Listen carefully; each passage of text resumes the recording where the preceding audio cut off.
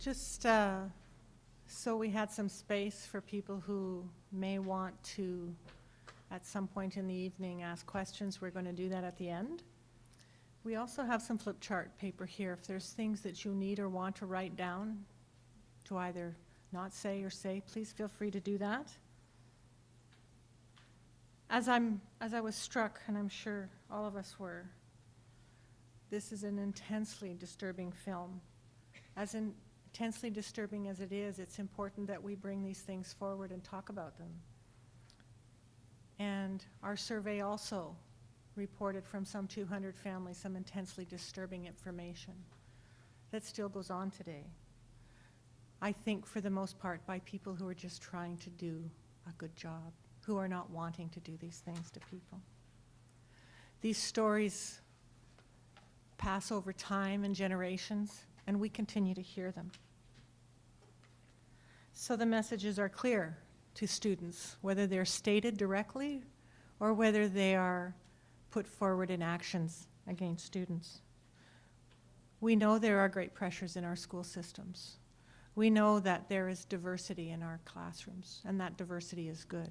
What we need to make sure is that educators in our school systems have the supports they need in each classroom for all of their students, that they have the support of the administrators in their schools, in their school districts, and that we have strong leadership from our province.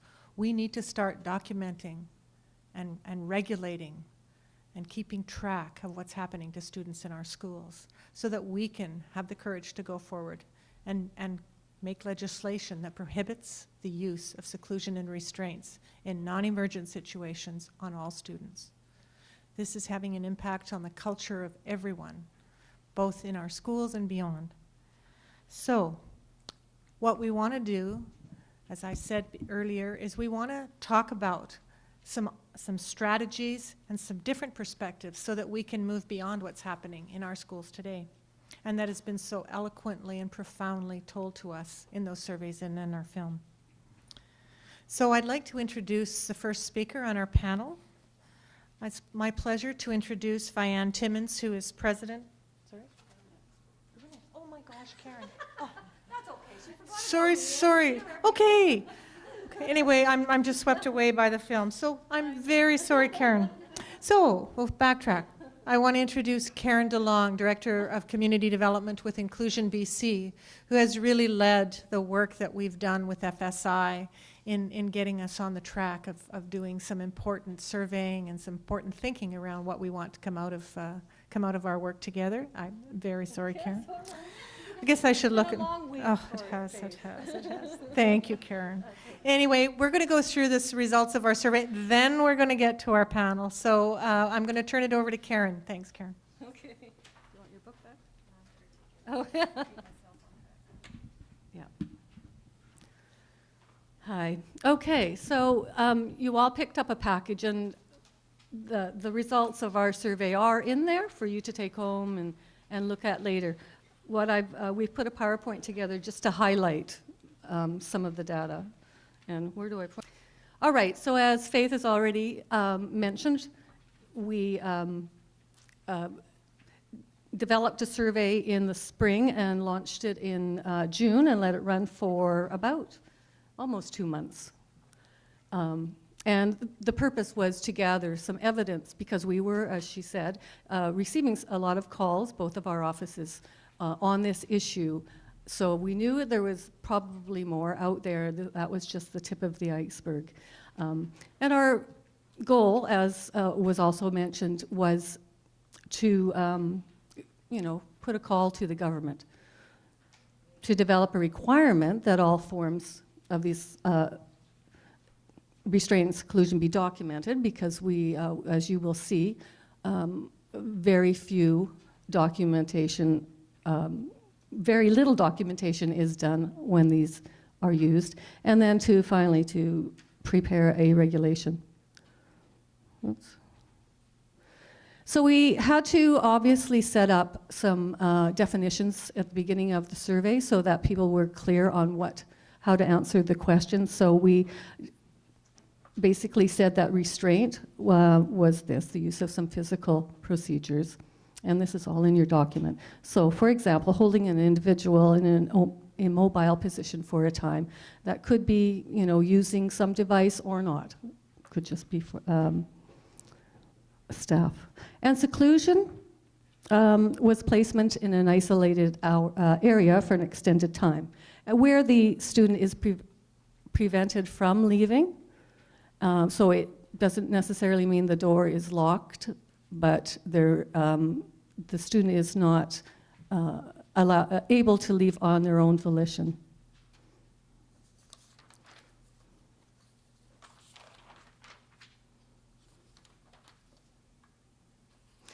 And I just wanted to also note that we did also make mention of the fact that, as in the film, there are some emergency situations where stopping a child from running into traffic, for example, hurting themselves, is necessary. There's a necessary intervention for that. But it should be brief. And we were very clear about that. And this is just a list of some of the restraint methods that were reported by the respondents. And by the way, everybody, there was no way to track where these people were from. We asked them to locate, you know, generally answer a question what region of BC they were from, but we wanted it to be completely anonymous because we realized that people are fearful of reporting. And so we just wanted to make sure that they knew that we weren't going to be able to track them. So here are some of the results. So as you can see by this slide, it shows the age distribution of the children who were restrained. And overwhelmingly, they were very young, ages 5 to 10-year-olds.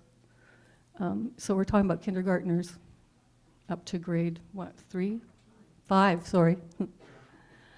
And the green at the bottom is hard to read, but there was an option to choose all of the above, so the numbers that you see in the green mean that their child was restrained all through school. The results, we wanted to know, you know, what kind of consequence to the child occurred as a result of restraint. As you can see, there were some reports of physical injury and obvious signs of physical pain. But of course, the highest was the emotional trauma that they reported their son or daughter experienced following the restraint. And we also provided some space within the survey to have comments if they wanted to expand on certain questions. So this was one section, the section that we just talked about the impact on the students. One parent wrote, their son or daughter was humiliated, that it broke his spirit, and it sort of echoes what we just saw in the film from some of those individuals. Obviously, some children didn't want to be at school or anywhere near the teacher. And again, some more school aversion.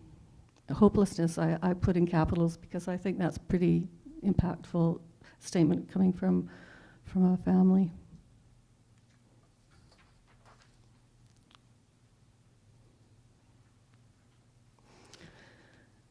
So one form of restraint that we listed was prolonged physical isolation. And about half of those who responded to that question reported that that was used, a technique used with their child.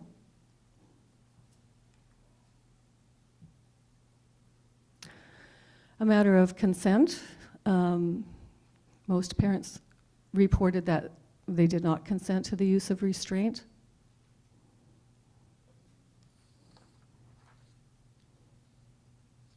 And the length of time that their child was restrained. So we gave several choices. And the majority reported that the restraint lasted anywhere between 5 and 30 minutes at a time. The next highest number chosen was 1 to 3 hours.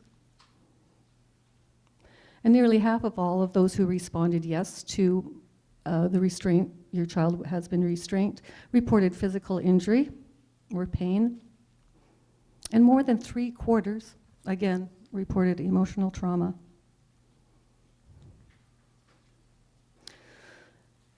Were you informed? And most of them were not informed. Most parents learned through other sources. There was one comment that a note was left on their car. Another said that they happened to walk into the school when this was occurring.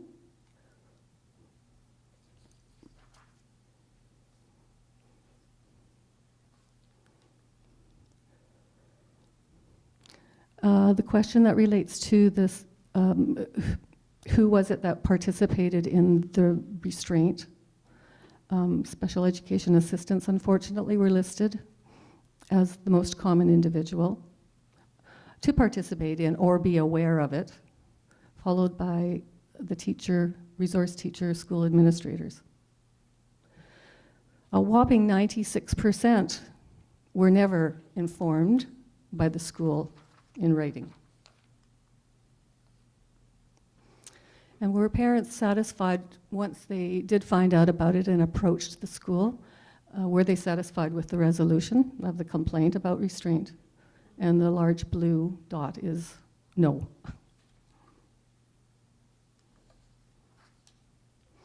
Then the seclusion questions.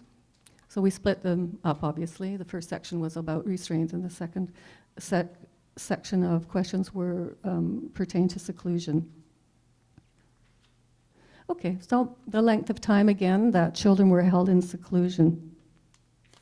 Oh yes, that's right.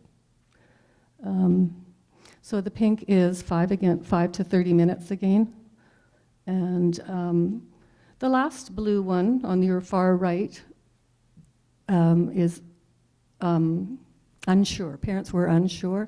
And again, I think that begs the question of, the lack of documentation and reporting.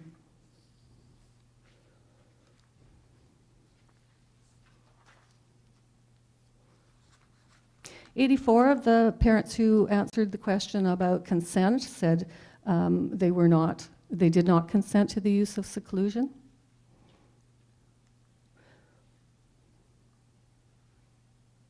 "84% reported that the child was prevented from leaving the seclusion area, room, closet, whatever it might have been, by an authority figure.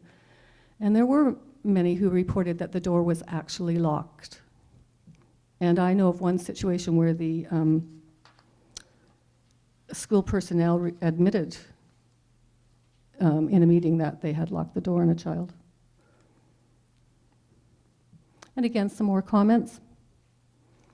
Punishment, kids feel, I think, like they're being punished, and in this case, they were told that if they left the room, they would be punished. And she was left alone at the age of 7. Again, the young ages is just quite shocking.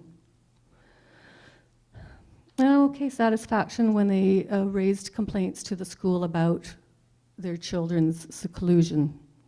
Again, whoppingly, no. They weren't satisfied with the outcome of their conversations they had with the school.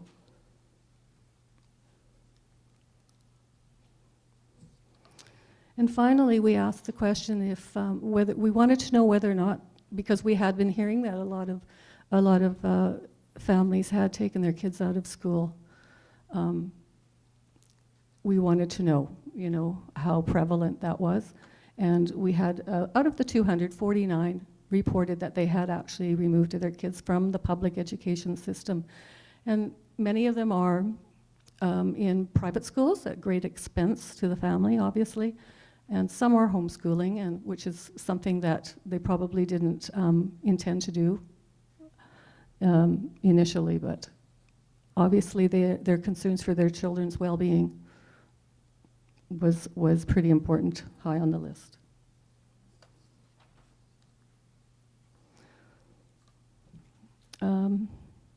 I thought this was pretty ingenious, right? Happened to have a phone in this child's seclusion area, so he called 911. That was in the survey. So what is this telling us in BC? I think it's definitely points to a systemic problem. And that the resulting damage to children, to their, the restraint and seclusion severely damaged the educational environment. I know several parents who I've talked to about this have said that, their children aren't getting an education. There's so much attention put on their behavior and they're ultimately being placed elsewhere that there is no progress academically when they could be certainly excelling in many ways. Sorry, I'm too close to this.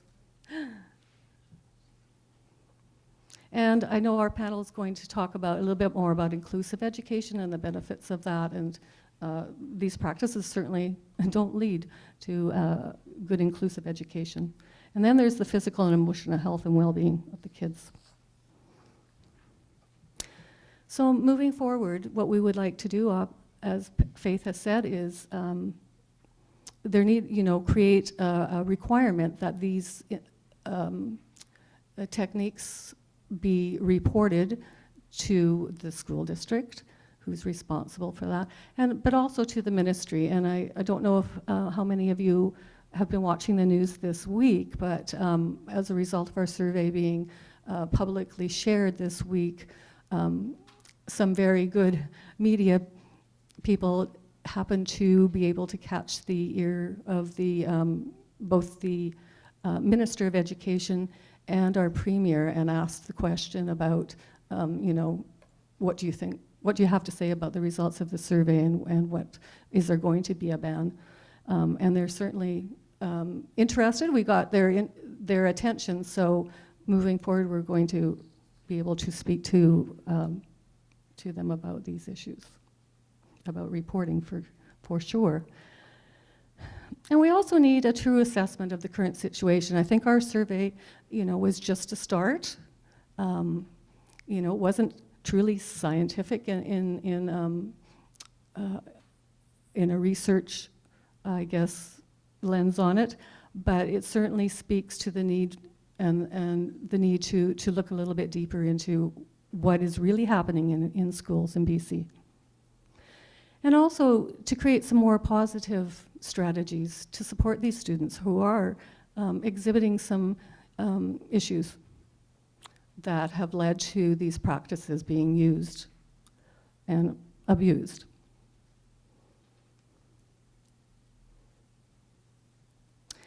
And as Faith said, we did sort of follow the lead and join the campaign out of the US. They've done a lot more research into this over the last several years, and there's some really good reports online that I encourage you to go and read. So, again, research has shown that there isn't any therapeutic value in using these techniques for students. Just the opposite. And again, I know that some of our panel members will address, and Pat Miranda did a very good interview on the radio this morning that talked about, the environments and looking at what's causing these issues, so that seclusion and restraint becomes unnecessary. Okay, that was a very sobering video. So now Faith's going to introduce our panel members. Thank you.